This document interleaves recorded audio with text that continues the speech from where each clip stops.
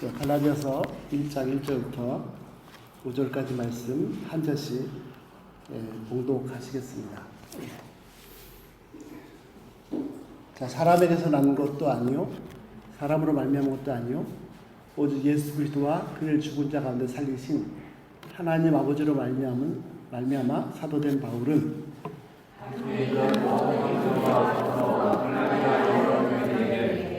우리 하나님 아버지와 주 예수 그리스도로부터 은혜와 평강이 있기를 원하노라. 그리스도께서 하나님과 우리 아버지의 세상과 이 악한 세대에서 우리를 건지시고 우리 죄를 대속하기 위하여 자기 몸을 주셨으니. 같이 읽겠습니다. 영광이 그에게 세세토록 세자라. 아멘. 아멘. 감사합니다. 혹시 거창고등학교라고 들어보셨나요? 네. 거창고등학교라고 경상남도 거창에 있는 아주 거창한 고등학교가 있습니다. 시골 고등학교가 있습니다. 거창고등학교를 지금 소개하려는 건 아니고 너무 참 대단합니다. 제가 거기 재밌는 거 하나 읽어드리겠습니다. 거기 졸업생들이 이제 대학을 가든지 취직을 하지 않습니까? 근데 할 때 어떤 직업을 찾아야 되는지 그 직업을 찾는 십계명이 있습니다. 거창고등학교 졸업생들에게 주어지는 그 십계명 제가 한번 읽어드리겠습니다. 첫 번째, 월급이 적은 쪽을 택하라. 둘째, 내가 원하는 곳이 아니라 나를 필요로 하는 곳을 택하라. 셋째, 승진 기회가 없는 곳을 택하라. 넷째, 모든 것이 갖추어진 것을 피하고 처음부터 시작해야 하는 황무지를 택하라. 다섯째, 앞다투어 모여드는 곳에는 절대로 가지 말고 아무도 가지 않는 곳으로 가라. 여섯째, 장래성이 전혀 없다고 생각되는 곳으로 가라. 일곱째, 사회적 존경 같은 것은 바라볼 수 없는 곳으로 가라. 여덟째, 한 가운데가 아니라 가장자리로 가라. 아홉째, 부모나 아내나 약혼자가 결사 반대하는 곳이면 틀림없으니 의심하지 말고 가라. 열째, 왕관이 아니라 단두대가 있는 곳으로 가라.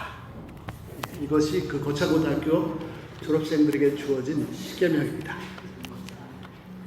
우리 찬양했습니다. 너무너무 좋아하는 찬양이죠. 주님 다시 오실 때까지 나는 이 길을 가리라.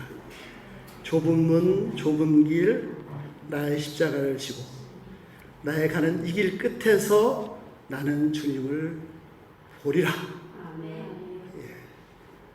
우리의 주님께서 십계명이 아니라 그 길을 가셨습니다. 영광이 없는 곳, 버림받는 곳, 죽임당하는 곳, 좁은 문, 좁은 길, 십자가의 길. 그리고 우리 찬양했습니다. 주님, 저희도 주님 다시 올 때까지 좁은 길, 내 십자가를 지고 주님 가신 그 길을 가기를 소원합니다. 그래서 이 길 끝에서 그 영광의 주님을 우리 다시 만날 것입니다. 갈라디아서 1장 1절부터 5절까지는 계속 살펴본 것처럼 갈라디아서 편지의 서문입니다. 인사말입니다. 그런데 그 음식도 그냥 삼키면 맛을 제대로 모르지만 씹으면 씹을수록 자꾸 맛이 진하잖아요. 그런 것처럼 이 말씀을 보면 볼수록 그 정말 점점 더 깊은 세계가 있고, 이 5구절로 그냥 갈라디아서 다 끝난 것 같아요. 아니, 성경 전체가 끝난 것 같아요. 기독교 핵심 진리가 창조부터 하나님의 구속의 영광의 완성까지가 이 안에 다 있습니다. 그런 생각도 듭니다. 켈빈이 위대한 목회자이기도 하죠. 위대한 신학자인데, 천재 중에 천재인데, 직접 써서 남긴 책은 기독교 강요입니다. 기독교 강요인데, 원래 그 기독교 강요를 쓸 때는 이제 프랑스 황제한테 황제시여 기독교를 핍박하시는데, 그게 아니라 기독교의 내용은 이런 것입니다. 라는 뜻으로 이제 썼습니다. 썼는데, 근데 그 책 때문에, 그 책도 이전에 사건이 있었지만 하여튼 도망가게 되었죠. 근데 그 책이 황제가 받는지 안 받는지 모르겠지만 켈빈의 조국, 프랑스에서 계속 핍박이 계속됐고 더 심해졌습니다. 그런데 이 책을 누가 봤냐? 루터 이후에 종교개혁 지도자들이 켈빈이 쓴 이 기독교 강요 책을 보았습니다. 그리고서는 종교개혁 지도자들한테 켈빈이 쓴 기독교 강요가 교과서가 됐습니다. 교과서. 우리가 전하는 복음이라는 것이 이런 것이구나. 그래서 평생 켈빈이 두 가지를 했는데요. 강단에서는 매일 설교하면서 설교한 내용이 뭐냐면 성경을 계속 강해 설교를 본문 가지고, 그래서 그걸 모아놓은 것이 너무 귀하니까 교회 측에서 한 사람 흑기사를 구해다가 임무를 줬습니다. 당신은 다른 거 하지 말고 켈빈이 강단에서 올라가는 말 한마디 빠뜨리면 다 적어라. 그래서 켈빈 성경을 다 모아놓은 것이 켈빈 주석이 됐고요. 물론 이제 로마서라는 주석을 직접 쓴 것도 있지만, 그 다음에 남긴 책이 기독교 강요인데 평생 그것을 계속 증보하고 하는 그 일을 했습니다. 처음 책은, 그 책의 원래는 켈빈 사용했던 프랑스어로 쓴 것이 아니라 라틴어로 썼습니다. 그런데 기독교 강요를 쓴 뼈대가 되는 그 내용이 사도신경입니다. 사도신경인데, 자, 제가 이 말씀을 보면서 그래서 갈라디아서 1장 1절부터 5절까지 말씀 가지고 차라리 기독교 강요를 썼으면 더 좋았지 않을까. 그런 생각을 해봅니다. 첫 번째 시간에는요, 사도 바울의 사도됨에 대해서 나눴습니다.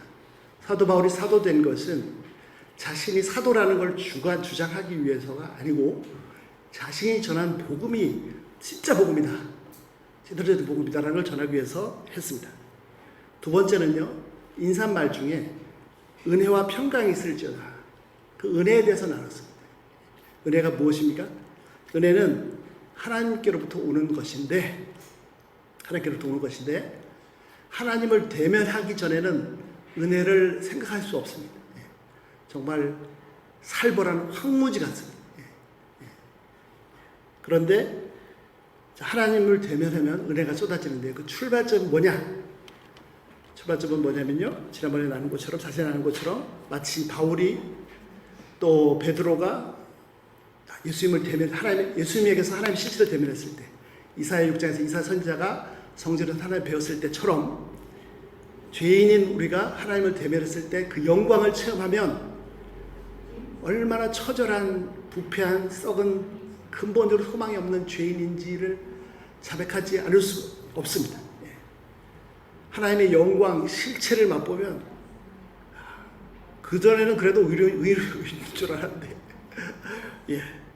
자, 그때 하나님의 은혜가 시작됩니다. 그런 죄인을 정죄하시고 심판하셔야 마땅한데, 그런 죄인을 위해서 구원의 역사를 이루셨습니다.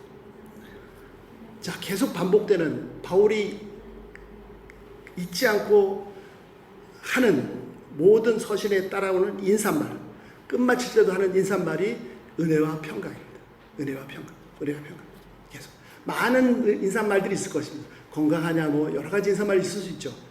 은혜와 평강을 계속 얘기하고 있습니다. 평강에 대해서, 평강도 진짜로 중요합니다. 그리고 평강에 대해서도 그 샬롬, 우리가 이제 교회가 샬롬이지 않습니까? 샬롬이 히브리어 샬롬에 갖는 뜻이 한 10몇 가지가 됩니다. 그걸 다 알수록 또 전에 나눴으니까. 자, 여기서 핵심적인 사항이 하나 있는데요. 그것이 뭐냐면 3절에 보시면 은혜와 평강이 누구로부터 옵니까? 3절에 보시면 누구로부터 오죠?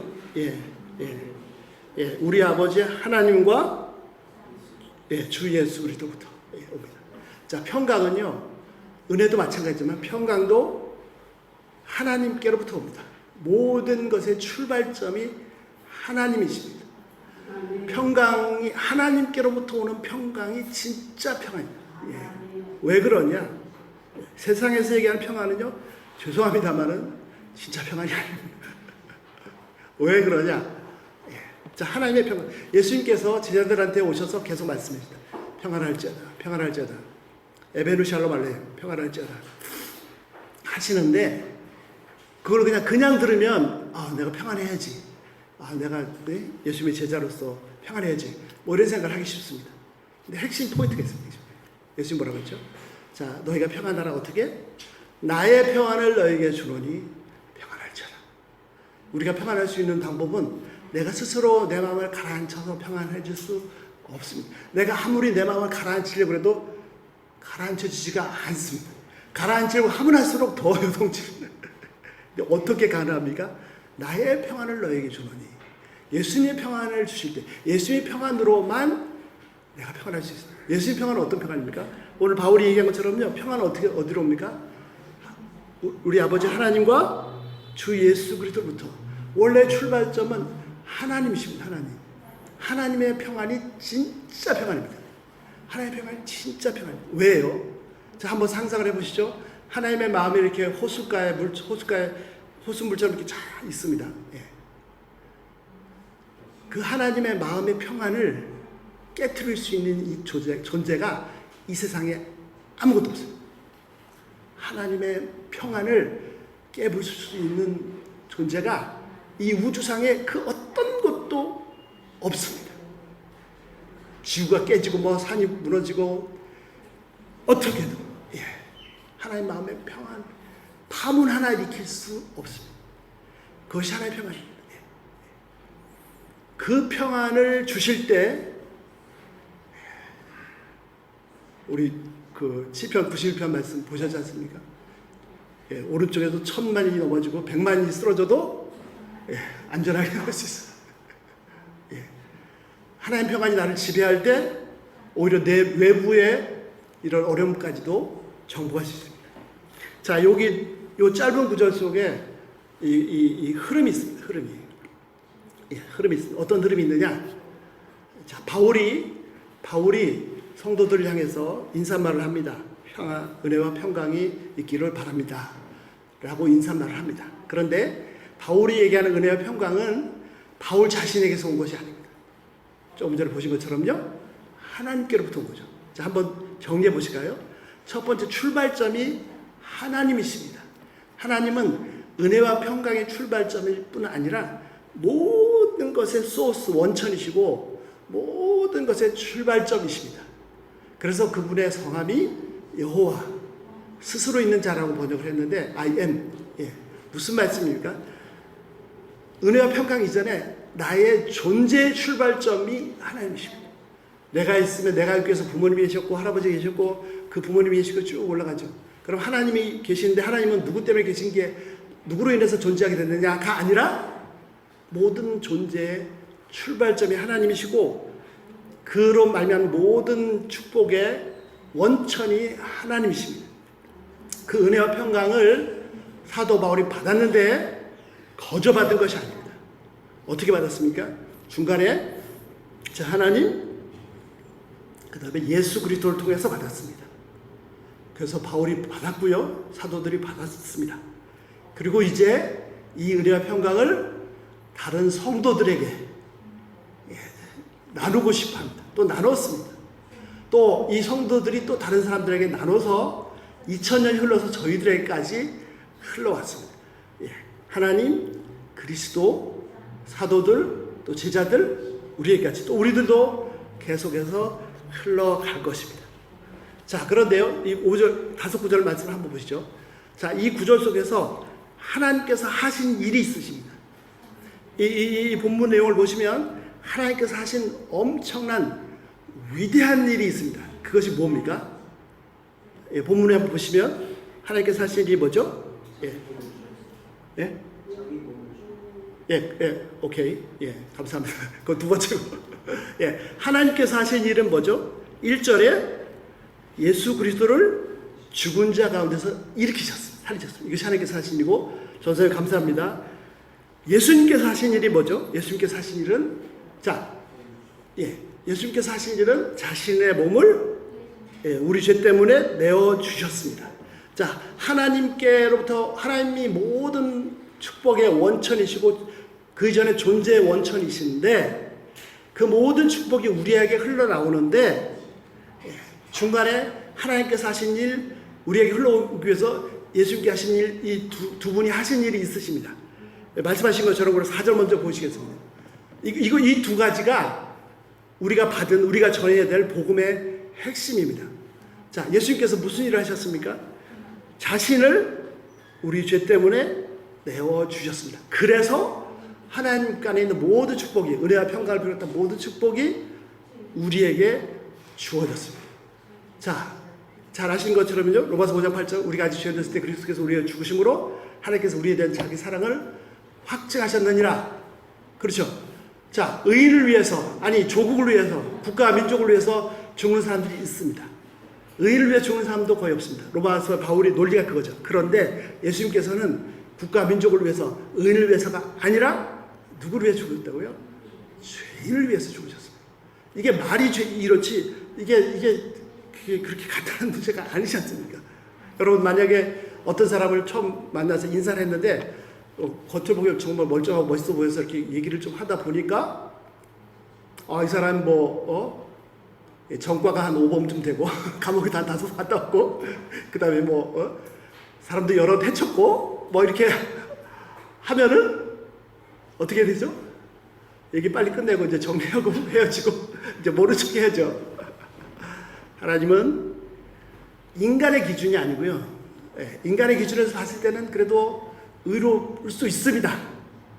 아니, 우리가 감히 범접할 수 없는, 상상도 할 수 없는 하나님의 기준으로 성결을 넘어서 거룩함을 넘어서서 영광의 눈꽃만한 죄도 용납할 수 없는 그 공의의 기준으로 봤을 때 너무나 처절하고 비참하고 정말 감당할 수 없는 지옥의 밑바닥이 그 자리가 합당한 그런 죄인들을 위해서, 이 썩어 문드러진 이 죄인들을 위해서 항상 거스리고 대적하고 그러면서도 교만하고 계속해서 하나님 마음을 상처기를 내는 이 죄인들을 위해서 예수님께서 그냥 어떤 좋은 것을 주신 것이 아니라 당신의 생명을 내어주셨습니다.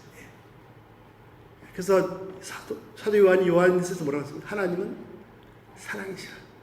그분만이 우리에게 권면할 수 있습니다. 원수를 사랑하라. 왜요? 죄인들을 위해서 생명을 주셨기 때문에. 그래서 하나님의 은혜가 우리에게까지 쏟아질 수 있는 예수님께. 자, 지난주에도 우리 영상 같이 보시지 않습니까? 그 정조한 시인. 저 처음에 너무 마음이 아팠어요. 왜 너는 들깨처럼 왜 바깥으로만 도느냐? 그래야 세월이 빨리 가지. 그 말을 하는데 인생 너무 비참하더라고요. 너무 비참. 근데 뭐라고 고백이 바뀌었습니까? 내가 죽지 않고 살아서 여호와의 기쁨이 되리라. 내가 죽지 않고 살아서 주께서 하신 일을 선포하리라. 완전히 바뀌었습니다. 예수 믿기 전에 또 마음 아프게 했던 질문이 그였습니다. 카메라 대고 이 김우현 PD를 대고 물어보죠. 하나님이 날 사랑하실까? 이 내성마비 걸린 이 몸으로 정말 얼마나 마음이 아픈. 그런데 예수 만나고 완전히 변화됐죠. 그래서 하나님의 사랑을 찬양하고 기뻐하고 하나님이 나를 얼마나 사랑하는지 예수님을 통해서 하나님께서 나의 사랑을 어떻게 확증하셨는지 이 사실을 제대로 알기만 해도 인생이 바뀝니다. 사랑이 바뀝니다. 주위에 참 힘들어하는 형제들, 막 정신적으로 스트레스 받는 사람들 너무너무 많습니다. 부지런히 사랑을 전해야 되는데 이 사랑으로 확신하고 십자가에서 자신을 내어주신 이 사랑을 확신하고 이 사랑 안에 잠기고 이 사랑으로 충만하면 누가 뭐라 그러든 누가 옆에서 긁어놔든 아무 상관이 없죠. 이게 다 수용이 되고 문제가 안 돼요. 우리 신앙의 성숙한 정도는요, 자, 십자가의 사랑을 다 압니다. 다 똑같이 합니다. 그러나 성숙한 정도는 실제로 내가 내 인격으로 그 사랑이 얼마나 깊은지를 경험하는 것, 체험해서 아는 것에 달려있습니다. 그것을 실제로 많이 깨달았고 체험한 사람은 성숙한 사람이고 십자가의 사랑을 들어서 알긴 알지만 많이 체험하지 못하면 알긴 아는데 삶에서는 또 그런 모습을 볼 수가 없고, 그래서 그 십자가의 사랑을 알았기 때문에 손양원 목사님 나환조천에 들어가서 나환자들을 위해서 평생 사역하죠. 자기 아들 둘을 죽인 그 사람을 용서하고 아들 살았죠. 이 사랑이 전부예요. 이 사랑이 끝이 없어요. 예수님께서 하신 일이 뭡니까? 자신을 내어주셨습니다. 조금 전에 우리 찬양했듯이요, 우리를 부르십니다. 누구든지 나를 따라오든 자기를 부인하고 자기 십자가를 지고 내가 감당해야 될 십자가 뭡니까? 내가 감당할 십자가가 나의 성공을 위해서, 나의 영광스러운 자기를 위해서 내가 분투해야 되는 내가 그런 것이 아니고, 예수님께서 또 낮아지시고 또 내려가시고 또 내려가셔서 처음엔 하나님으로서 인간의 몸을 입고 종의 형체를 가지고 복종을 하시고 죽기까지 복종하셔서 지옥의 밑바닥까지 내려가신 것처럼 그 길을 따라서 같이 내려가는, 좁은 문 좁은 길로 가는, 그때 하나님은 그분을 지극히 높이셨습니다. 그것이 저희의 가야 될 길. 그런데 이것이 예수님께서 하신 그 은혜요, 그 사랑을 알면 아는 정도만큼 할 수 있습니다.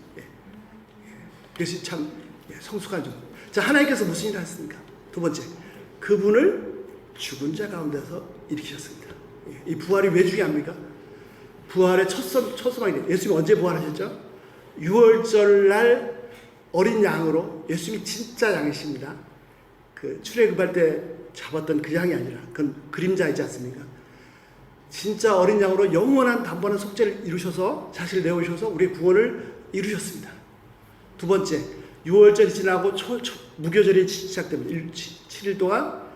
그리고 6월절 다음에 첫날 오는 안식일 날, 다음 날이 초실절입니다. 첫 열매를 거둔 날. 진짜 첫 열매는 예수님이 첫 열매 되겠죠. 하나님께서 예수님을 죽은 자 가운데서 일으키셔서 영원한 첫 열매를 삼으셨어요. 첫 열매라는 것은 무슨 말이죠? 계속해서 열매들이 있다는 거죠. 예수님 안에 있는 자는 이제 죽음으로 끝나지 않고, 심판으로 끝나지 않고, 영원한 지옥으로 끝나지 않고, 예수님처럼 다시 살리셔서, 새 몸으로 살리셔서 영원한 생명, 영원한 나라를 주십니다. 이 자리는 지가 정말 잠깐입니다. 잠깐. 부활의 산 소망이 있게 하셨을 뿐 아니라, 로마서에서 뭐라고 그랬습니까? 로마서 1장에 하나님께서 그를 죽은 자 가운데 살리셔서 하나님의 아들로 입증하셨으니, 부활의 중요한 의미 중에 하나가 뭐냐면, 하나님께서 예수님을 부활시키셔서 그분이 진실로 하나님의 아들이셨다는 것을 입증하신 사건입니다. 부활이 없으면 십자가도 무너집니다. 무슨 말입니까? 자, 십자가는요, 예수님의 죽으심이 우리를 대신한, 우리 죄인들을 위한 죽으심입니다. 그런데 죽일 때 사람들이 그렇게 죽이지 않았습니다. 뭐라고 죽였습니까? 신성모독이다, 죄인이다라고 죽였습니다. 왜냐하면 멀쩡한 인간인데 하나님이라고 하니까, 실제 하나님이신데 신성모독으로 죽였습니다. 그런데 그것이 틀렸다는 것을 입증하신 사건이 부활 사건입니다. 예수님이 전혀 죄가 없으시고 하나님과 같이 똑같이 의로우신 하나님의 아들이신 것을 입증하신 사건이 부활 사건입니다. 로마서 1장에 바울이 얘기한 것처럼 하나님께서 그를 죽은 자를 살리셔서 하나님의 아들이심을 인정하셨어요. 그래서 부활 사건이 있어야 십자가 사건이 제대로 수립. 이것이 하나님의 권능입니다. 바울이 평생 동안 복음을 전하면서 체험하기 원했던 권능이 뭐냐? 빌립보서에서 바울이 고백했던 것처럼요, 뭐라고 했습니까? 표대를 향해서 어찌하든지 예수님을 닮고 싶은데 어떻게 해야 닮고 싶습니까? 어찌하든지 예수님처럼 고난받아서 죽고 싶습니다. 왜요? 그래야 부활을 경험하니까. 그래야 이 부활의 세계가 어떤 건지를 체험할 수 있으니까. 그래서 사도행전 14장에 나오죠. 이고니온인가요? 복음을 전하다가 유대인들한테 돌 맞아 죽었습니다. 그래서 성 밖에 갖다 버렸습니다. 근데 실제 죽지 않았나 보죠. 조금 지나서 정신 차리고 깨어났습니다. 이렇게 제자들이 같이 둘러싸일 때 깨어났죠. 보통 어떻게 합니까? 도망가야죠. 날 죽이려고 그랬는데, 근데 어떻게 했습니까? 다시 거꾸로 성으로 들어갔습니다. 복음을 제대로 알면 이미 죽음을 정복했습니다. 이미 죽음을 정복했습니다. 바울 개인은 정말 아무것도 아닙니다. 그러나 그가 가진 복음이 어마어마하기 때문에 지금까지도 정복한 권세 복음이 있기 때문에 결국은 그 강대한 로마 제국이 무너졌습니다. 313년에 기독교를 국교로 인정하고 말았습니다. 바울이 전한 복음, 바울이 받은 복음과 우리가 받은 복음이 전혀 다르지 않습니다. 똑같습니다.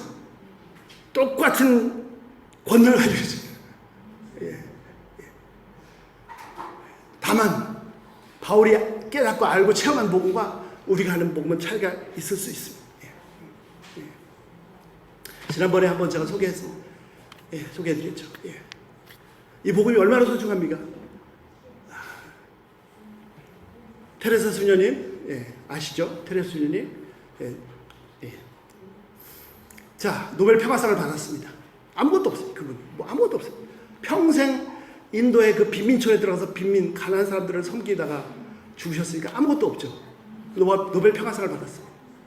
기자들이 와서 인터뷰를 하는데 유명한 기자가 단독으로 인터뷰를 했습니다. 그리고 하나 물어봤어요. 진짜 멋진 질문을 했습니다. 자, 수녀님, 만약에 수녀님 앞에 한 사람이 죽어가고 있습니다. 아무것도 해줄 수 있는 게 없습니다. 그럼 그 사람 위해서 수녀님이 해주시는 게 뭡니까? 근데 뭐라고 했냐면 이 지구상에 그 사람을 사랑하는 사람이 아직 한 사람이라도 있다는 것을 알려주고 싶습니다. 그런 고백을 했다고 합니다. 정말 귀합니다. 그러나 그보다 훨씬 더 중요한 사실은 뭐냐면 그 사람에게서 훨씬 더 중요한 사실은 창조주께서 하나님께서 그 사람을 사랑하신다는 사실. 이 사실을 전해주세요. 예수 그리스도께서 그분을 위해서 그 당신을 위해서 죽어주셨다는 사실을, 그래서 절대 죽음을 두려워하지 말라. 하나님이 다 용서하셨다. 당신은 하나님이 팔 벌리고 기다리고 계신다. 이 복음을 잘. 제가 아는 집사님 한 분이 제가 한국에 나온 다음에 저한테 부탁이 왔습니다. 어머니께서 계신데 한 3, 4년 전입니다. 80이 넘으셨습니다. 몸이 안 좋으셔서 돌보시다가 도저히 안 되겠어서 요양원을 모셨는데 미국 요양원은 실례가 안 되니까 한국으로 보내셨어요. 아무도 안 도와주니까 저보고 좀 가다 달라고. 근데 꼭 좀 예수님 영접하게 해달라고 했어요. 근데 이 할머니께서 어마어마한 분이셨어요. 젊으셨을 때는 이승만 대통령 관절을 마음대로 들어주던 그런 분이셔가지고 연세가 아무리 많으셔도 아무리 몸이 안 좋아도 끝끝내 복음을 안 받아들이시는 이제 얼마 안 남은 것 같은데 이분한테 어떻게 전해야 되나 기도하고 갔습니다. 요양원에 계신데 소개를 했죠. 아드님 누구께서 보내셔서 왔습니다. 목사님, 제가 미국에 계실 때도 한번 찾아본 적이 있습니다. 그러고 이제 할 말이 없습니다. 이분이 눈을 감고 계신데 이분이 의식이 있는지 없는지 모르겠습니다. 기도하고 말씀드렸습니다. 어머니, 아무것도 두려워하지 마세요. 하나님께서 다 용서하셨습니다. 하나님께서 다 용서하셨습니다. 그리고는 찬양 들려드리고 기도해드리고 말씀 나누고 또 얼마 전에 가보면 또 그냥 그렇게 계시고 그래서 또 할 수 없이 그 말씀만 전하고 왔어요. 그리고 얼마 있다 초청하셨는데 그 전에 그 병원에서 그 어머니를 돌보시던 분들께서 말씀 나눠주시기를 얘기해 주셨습니다. 뭐라고 얘기해 주셨냐면 이분이 의식이 있을 때 찬양하고 하나님께 감사하고 그러셨답니다. 그래가지고 아드님도 너무 행복해 하시고 우리가 이 복음은요 정말 현재 내 삶을 바꿀 뿐 아니라 바울이 고백한 것처럼 우리에게 주어진 최고의 하나님의 권능 이미 그 복음을 받으셨습니다. 저희가 나눠야 될 복음도 이 복음의 내용. 특별히 어디서 건지셨습니까? 이 죄악된 세상 가운데서 우리를 구원하셨습니다.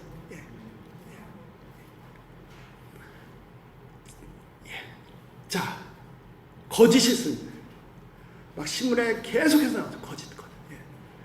그래서 그거를 진실을 밝혀자 들춰내면 또 다른 거짓이. 또 다른 마치 양파 껍질 까듯이 켜켜이 거짓으로 죄로 둘러싸여서 도대체 얼마를 뒤져내야 이게 이 거짓이 다 드러날까? 예. 세상이 너무 어둡습니다. 예. 그러나 주께서 오셔서 그분 많이 다 들춰내시고 심판하셨음에도 불구하고 예. 안 하시고 대신 당신을 내어주셨습니다. 예. 우리도 저도 예.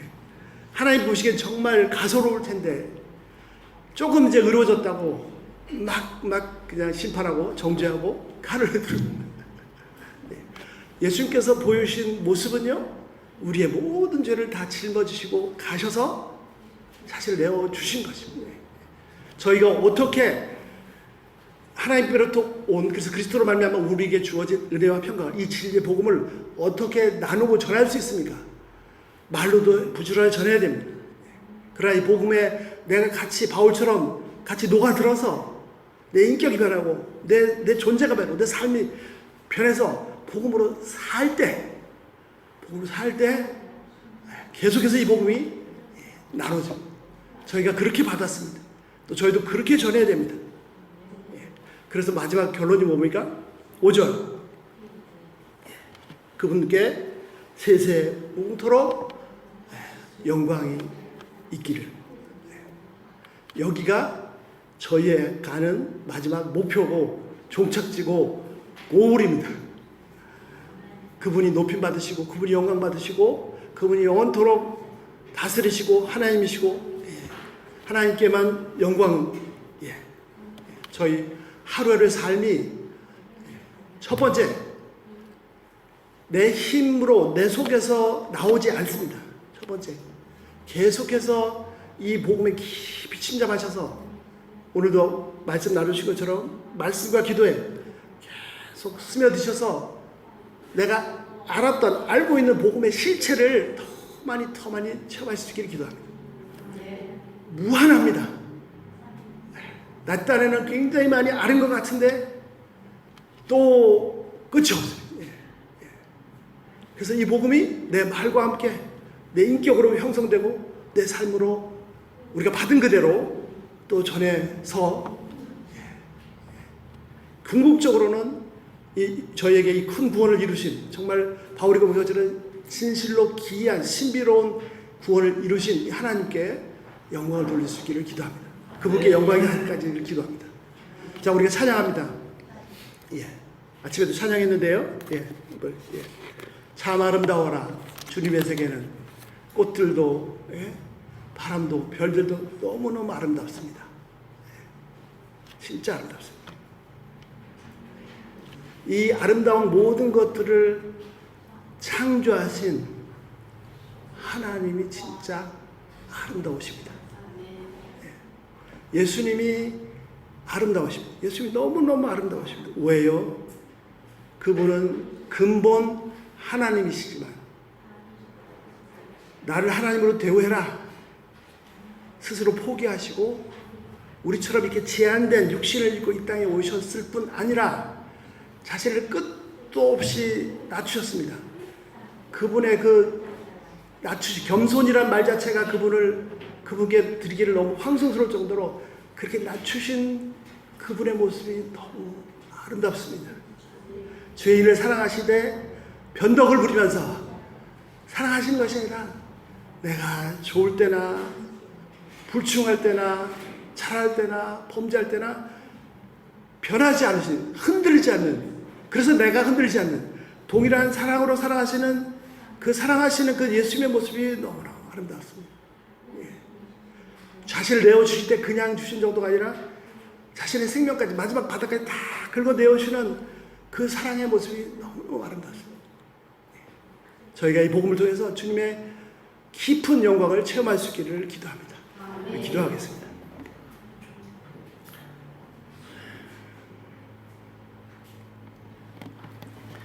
거룩하신 하나님 감사합니다.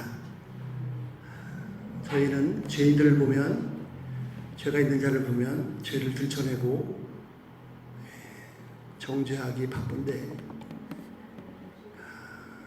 죄인들을 위해서 저희 죄 때문에 예수님께서는 자신을 내어주셨습니다. 저희도 이 주님 가신 길을, 좁은 길, 좁은 문, 십자가의 길을 갈 수 있도록 도와주시옵소서.